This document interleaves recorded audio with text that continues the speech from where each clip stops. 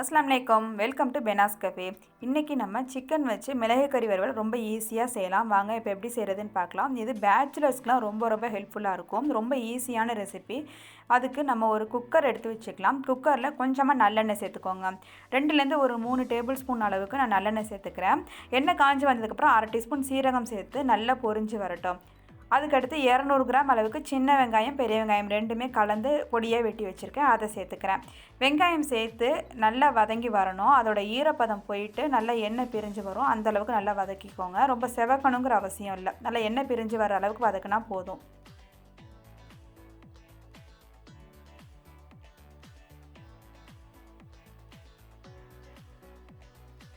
பாருங்கள், இந்த அளவுக்கு நல்லா வெங்காயம் வதங்கி வந்துருச்சு. இதுக்கப்புறம் 3/4 கிலோ அளவுக்கு நான் சிக்கன் எடுத்திருக்கேன். சிக்கன் வந்து நம்ம 65லாம் போடுவோம்ல, அந்த அளவுக்கு பீசஸ் இருந்தால் போதும். 25 கிராம் அளவுக்கு இருந்தால் கரெக்டாக இருக்கும். அது கூட 1/2 டீஸ்பூன் உப்பு, 1/2 டீஸ்பூன் மஞ்சள் தூள் ஃபஸ்ட்டு சேர்த்துடலாம். இது ஃபஸ்ட்டு சேர்த்துரும்போது அதில் இருக்க தண்ணி சீக்கிரமாக விட்டு வெளியில் வரும்.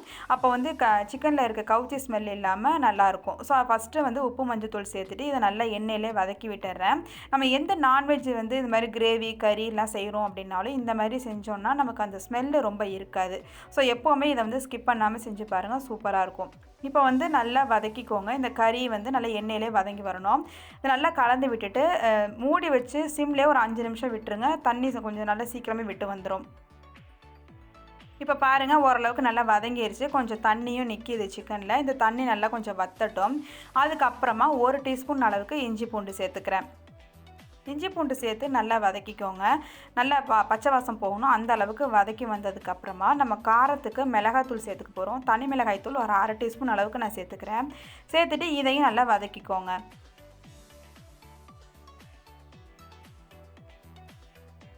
இதுக்கு வந்து நம்ம மிளகாத்தூள் காரம் ரொம்ப சேர்க்கக்கூடாது. ஏன்னா இதுக்கு நம்ம வந்து மிளகுத்தூள் சேர்ப்போம். அதனால் 1/2 டீஸ்பூன் மட்டும் இதுக்கு சேர்த்தா போதும். கொஞ்சம் வேகும்போது அந்த காரம் வந்து சிக்கனில் ஏறணும். அந்த அளவுக்கு மட்டும் காரம் சேர்த்துக்கோங்க.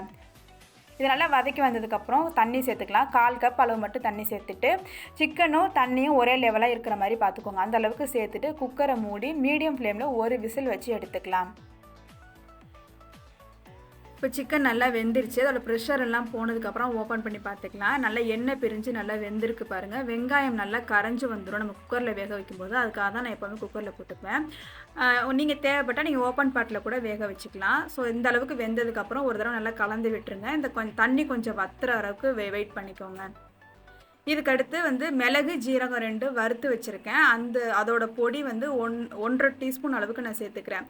இதோட ரெசிபி ஆல்ரெடி வந்து மஷ்ரூம் மிளகு கறியில் வந்து நான் போட்டிருக்கேன். உங்களுக்கு தேவைப்பட்டால் நீங்கள் அந்த வீடியோவை கிளிக் பண்ணி பாருங்கள். டிஸ்கிரிப்ஷனில் இதோட லிங்க்கு கொடுக்குறேன். கமெண்ட் பாக்ஸ்லையும் ஃபஸ்ட்டு கமெண்ட்டில் பின் பண்ணி வைக்கிறேன். ஸோ செக் பண்ணி பார்த்துக்கோங்க. அவ்வளோதான். இந்த தூள் சேர்த்ததுக்கப்புறம் நல்லா கலந்து விட்டு ஒரு 5 நிமிஷம் மட்டும் இதை கொதிக்க விடுங்க. ரொம்ப நேரம் கொதிக்க தேவையில்லை. கொஞ்சம் எண்ணெய் பிரிஞ்சு வரும். அந்தளவுக்கு நல்லா கொதிக்க விட்டுட்டு ஸ்டவ் ஆஃப் பண்ணிடலாம். ரொம்ப சூப்பராக இருக்கும். எல்லா வெரைட்டி ரைஸஸ் அப்புறம் ரசம் சாதம், சாம்பார் சாதம் எல்லாத்துக்குமே ரொம்ப சூப்பராக இருக்கும். சப்பாத்தி, தோசை கூட ரொம்ப சூப்பராக இருக்கும். ஸோ ட்ரை பண்ணி பாருங்கள்.